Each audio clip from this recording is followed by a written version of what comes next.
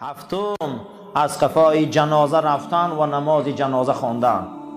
رسول اکرم صلی الله علیه و سلم گفتن هر کسی که نماز جنازه یک مسلمان خانه یک قیرات ثواب میگیره در نامه اعمالش. اگر ای قفای جنازه رو و با درون لحد و گور تماشا کنه و یاد آخرت بیاره او 2 قیرات میگیره. این 2 قیرات اشاره کرد به کوی احد، گو این فردا در نامه اعمالش ترازوی حساب ده میبیا بالای ثواب بوده. هر کسی که اگر جنازه خانه و با قفای جنازه رو و گور تماشا کنه فردا ترازوی عملش وزبین میشه ثوابش. این عملهای بوده که روز قیامت ما را نجات میداده، ما را نجات میداده. خوشا به حال انسان هایی که جنازه میخوانند، خوشا به حال انسان هایی که در جنازه ها شرکت میکنند، خوشا به حال انسان هایی که با رفته خانه گور و آخرت تماشا میکنند. اینها جنتیان. سیمین چیزی که فردا ترازو را در نزد خدا وزبین میکنه، پله های ترازو وزبین میشوند، ثواب زمین ده میشنه و گناه بلند میشه و میسوزه. جناب پیغمبر گفته بودند کلمتانی خفیفتانی فی اللسان و حبیبتان عند رحمان و ثقیلتان فی المیزان. 2 کلمه هست که در زبان سبوک ای، 2 کلمه هست که در ترازو وزبین ای، 2 کلمه هست که گویندش اولیای خدا های. چیه پیغمبر؟ حضرت گفت سبحان الله و الحمدلله. کسی که سبحان الله و الحمدلله میگفته است فردای قیامت ترازوها وزبین میشدند. کسی سبحان الله و الحمدلله میگفته است ترازوها نزد خدا در وزن میگرفتند. ما را جنتی میکرده این 2 کلمه. سبحان الله و بحمده سبحان الله العظیم یا سبحان الله و الحمدلله سبحان الله و الحمدلله. یعنی این ذکرها قدی ما فردا جنت میخریم، ما فردا ای ترازوی حساب خلاص میشیم، ما فردا از میزان خلاص میشیم. 4مش رسول اکرم صلی الله علیه و سلم گفتند سبحان الله و الحمدلله بین زمین و آسمان از ثواب پر میکنه. شما نمیدونه که بین زمین و آسمان چند قدر کلانه ای. علمای فیزیک حساب کردیان از این نقطه شرقی به نقطه غربی در فضای کلان گالاکتیک ده 18 میلیارد سال بوده که به همونجا برسی با. ولی ما چی نمیدونیم علم خدا از این نقطه شرقیش و غربیش گالاکتیک این نقطه به این نقطه اساسی 18 میلیارد سال در کار بوده که روی رسی بین انامین سبحان الله پر میکنه، بین این الحمدلله پر میکنه. فردا به این سبحان الله و الحمدلله ما در ترازو به حد وزنمون خوب میشود. عملای ما را وزن میکنن، قسم به خدا گناه های ما را وزن میکنن، ثوابمون را وزن میکنن. نشوه یا اگر روزی که یا حسرت آخرین. جناب پیغمبر صلی الله علیه و سلم گفتن کسی یک قرآن می بیاره در مسجد به خاطر خدا وقف میکنه، کاروان سرایا را به خاطر خدا وقف میکنن،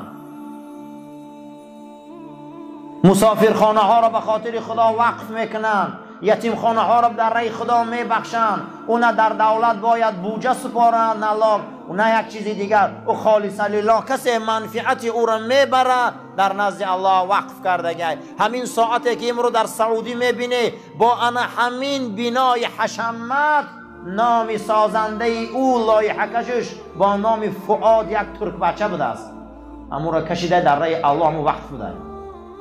همون ساعت با تمامی همون مجموعهش در رای خدا بخشیدگی بوده. کسی اگر این خلچه ها را در رای خدا وقف کنن، کسی یتیم خانه وقف کنن، کسی مسجد وقف کنه، کسی من یک قرآن می بیاره در مسجد وقف خانه خدا میکنه.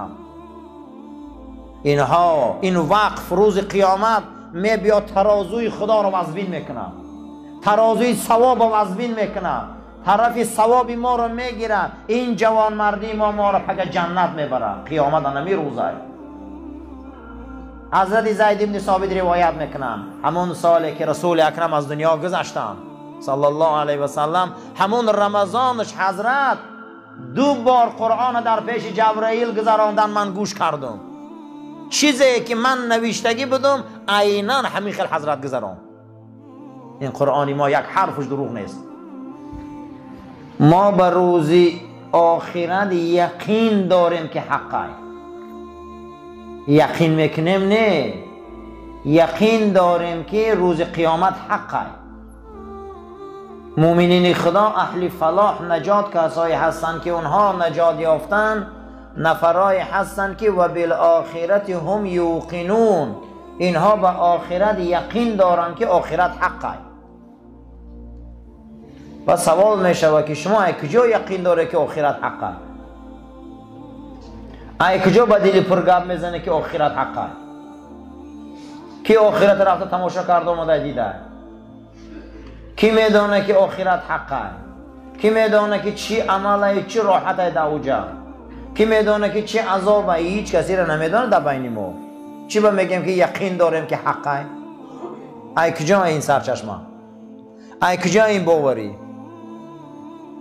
انا همون مردی که 23 سال پیغمبری کرد، نام او حضرت محمد مصطفی صلی الله علیه و سلم. انا خیلی زندگی کرد که یگان روز زندگیش خجالت نبود.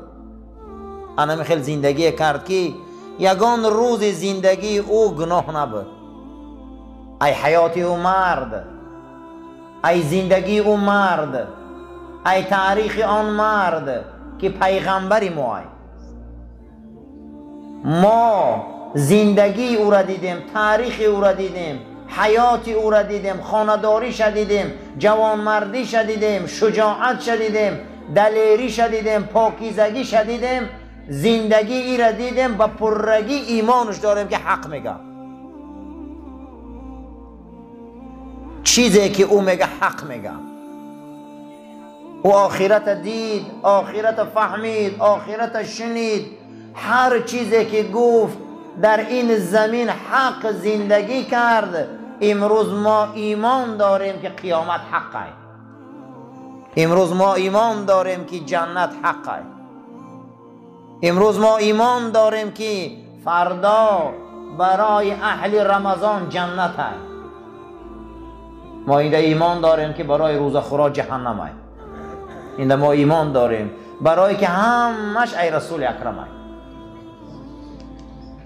این یک مرد هست که خوانده نمیتونه، نوشته نمیتونه، دانشگاه نرفته، پیش کسی ده الف نخونده. قرآن میگه نستعیذ بالله و ما تخطک بیمینک، تو به دست یک خط نوشتگی نیستی. تو نمیدونی که مال کتاب چیه، مال ایمان چیه، تو نمیدونی، تو هیچی را نمیدونی. اما انا همین ابرمردی که دیوانش گفتن، شیطان زدش گفتن، جین زدش گفتن، چی تهمتهای ده حقش نکردن، قرآن حکایت میکنه نون والقلم و ما یسطرون. نون قسم به این قلم که پگه مطبوعات می نویسه. خداوند در قرآن سوره داره با نام قلم. نون قسم به این قلم که پگه این مطبوعات می نویسه. ما انت بنعمت ربک بمجنون. تو و آن نعمتی که الله به تو داده، این رسالت پیغمبری، از این نعمت وحی، این قرآن و شریعتی که خدا به تو داده حبیب محمد، تو دیوانه نیستی. تو دیوانه نیستی. پیغمبر دیوانه میگفتم. در جامعه که شمشیر، نیزه، سپر، اسب، دزدی، غارت، دخترکشی، جاهلیت میگو عربو را این قدر قیمت داره، پیغمبر از قلم و کتاب گپ میزنه، رسول الله را دیوانه میگم. ما انت بنعمت ربک بمجنون. این قلم پگم می نویسه، تو دیوانه نیستی حبیبم، تو دیوانه نیستی. این قلم پگم می نویسه تو کی؟ امروز قلم نویش که رسول الله کیه. والقلم و ما یسطرون. این قلم پگم مطبوعات می نویسن. این قلم پگه تاریخ می نویسه، این قلم پگه کتاب می نویسه، این قلم پگه تاریخ می نویسه. امروز رسول اکرم صلی الله علیه و سلم تاریخ نویس که شخصیت کیه. اطیع الله و اطیع الرسول، اطاعت خدا کنه و اطاعت رسول کنه. آرامی را برادر رعایت کنه. چند بگه نگاه میکنم چند تا بسیار به معنی کرسته. باور کنم عصبیون که یک اگون خفه نکنم. شینه برادران معلومات گوش کنه. این معلوماتاتون بسیار تان پدرتون گفتگی نیست.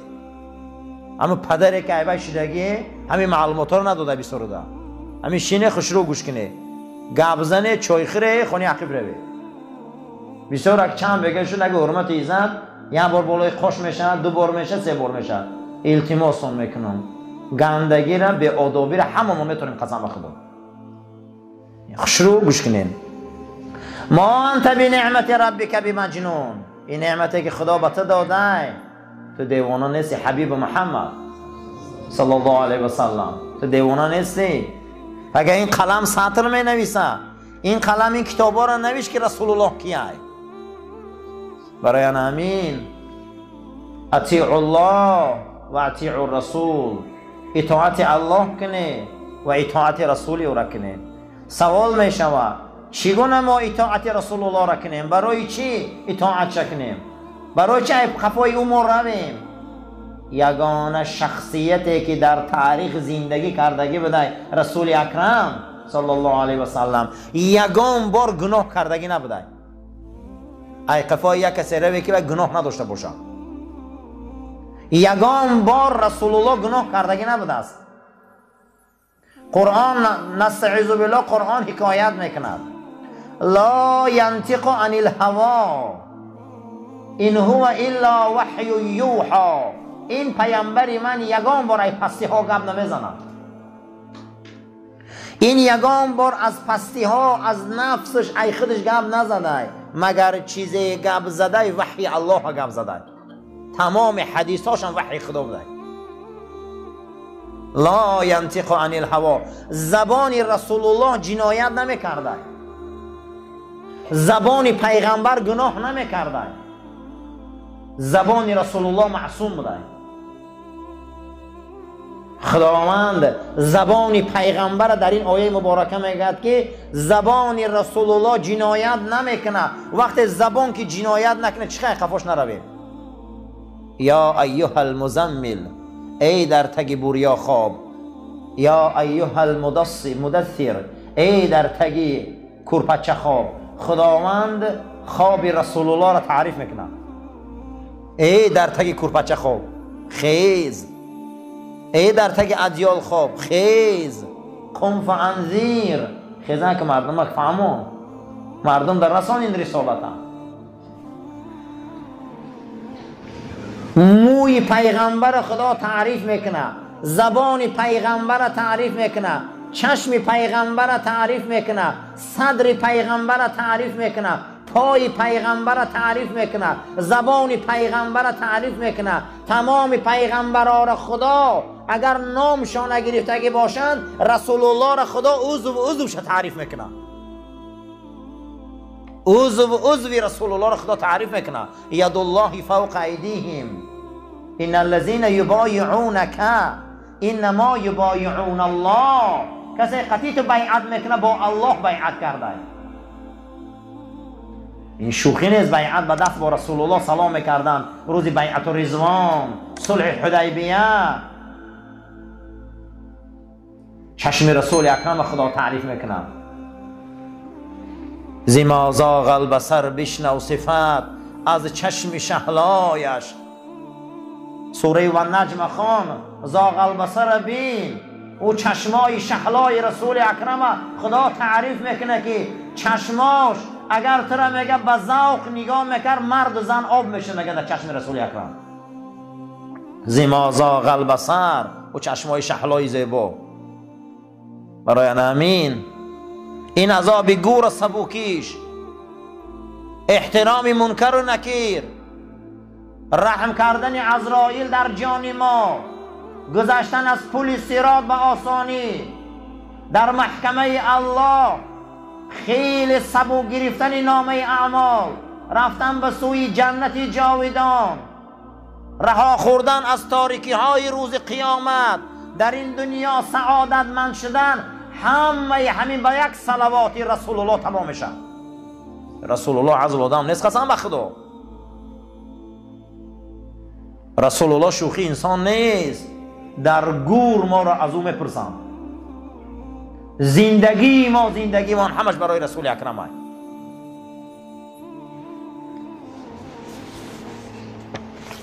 برای همه اطاعتش کنیم. این قدر باوری برای چی بوده؟ و بالآخرت هم یوقنون. یک مرد زندگی میکنه در تاریخ یگان بار دروغ نمیگه. یک مرد در تاریخ زندگی میکنه، نعمت خدا، دین خدا را در دنیا پهن میکنه. یک مرد در تاریخ زندگی میکنه، آن نویسنده آکسفوردی بریتانیا، اون یهودیه که یعنی حمایه دکتریش میکنه، با نام 100 مردی تأثیر بخش در تاریخ، حیات 100 تا مرد در تاریخ جمع میکنه. 100 مرد میگه در تاریخ تأثیر بخشن. بین اینها تست امتحانی میگذرانه. یکمش گفته جایگیری پیغمبر مسلمان محمد صلی الله علیه و سلم در کتابش میبیاره. این مرد یهودی است. 100 مرد تأثیر بخش دنیا را امتحان میکنن در آکسفورد، جای یکم رسول اکرم میگیره صلی الله علیه و سلم. این مرد در تاریخ بشر گفته تأثیر کلان داره. یادم این انسان، این شخصیت تأثیر کلان داره در زندگی ما. اگر دنیا همین قدر تیز میشه، تند میشه، بلند میشه، پایان میشه، یک حدیثی او را میخونن همه آرام میشه، قرآنی او تلاوت میشه همه آرام میشه. این ماه قرآن است. حضرت امام مالک روایت میکنن در مناقبشان که شب خدا را در خواب دیدم. این بزرگای ما رو ببین، کی را در خواب میبینن؟ چی ذاته؟ خدا را در خوابم دیدم. ندای ملکوتی آسمانی آمد. امام مالک چی نعمتی فراوان است، میدانی که در کدام ماه است؟ گفتم نه پروردگارا. گفت در رمضان است. گفت چی نعمت است او؟ گفت کسی قرآن خوانه، گفت من برای او ثواب جبرائیل میتم، زیرا در این ماه جبرائیل با رسول من قرآن تکرار میکردن. هیچی قرآن میخونی همین روزا؟ به قرآن نگرده. این ماه قرآن بوده است. بعد از او پرسیدم که پروردگارا، یک آدم قرآن رو میخونه و معنیش نمیدونه، یک تا دیگهش میخونه و معنیش میدونه، همینا در اجر ثواب در پیش تو فرق دارن یا یکن؟ ندا آمد که امام مالک در این ماه کسی اگر ورق قرآن هوی کرد ثواب ده همش یکن. این ماه قرآن است. این ماه هست که رسول اکرم در پیش جبرائیل قرآن میخوان، جبرائیل گوش میکرد. این ماه هست که قرآن از فوق آسمان ها به قلب پاک رسول اکرم آمد. برای همین این ماه احتیاطش کنه، این نعمتاش قدر کنه، قرآن زیاد تلاوت کنه، قرآن زیاد خوانه، زیرا که قرآن روح آرام میکنه، جسم ده شفا میبخشه، تلخی مرگ آسان میکنه. امانتی رسول اکرم صلی الله علیه و سلم ملائکه ها را زمین میبیاره. در این ماه جناب پیغمبر صلی الله علیه و سلم گفتن برای قلبای شما سویان در کار است، برای قلبای شما آب در کار است، برای قلبای شما ریگ و قیراق در کار است که تازه شوند و شوند و پاک شوند. ای پیغمبر او ریگ و قیراق چیه آخی؟ گو خواندن قرآن در این ماه. قرآن زیاد خوانید در این ماه. این ماه قرآن است. خداوند ما را برای راست هدایت کرد، ما را توفیق ده، ما را عزت ده، ما را آبرو ده، ما را فضل ده. رمضان ما را مبارک گردان و رمضان ما را قبول گردان. اللهم ربنا آتنا فی دنیا حسنة و فی الآخرة حسنة و قنا عذاب النار. و صلی الله تعالی خیر خلق محمد و علی اصحاب الاجمعین. آمین یا رب العالمین.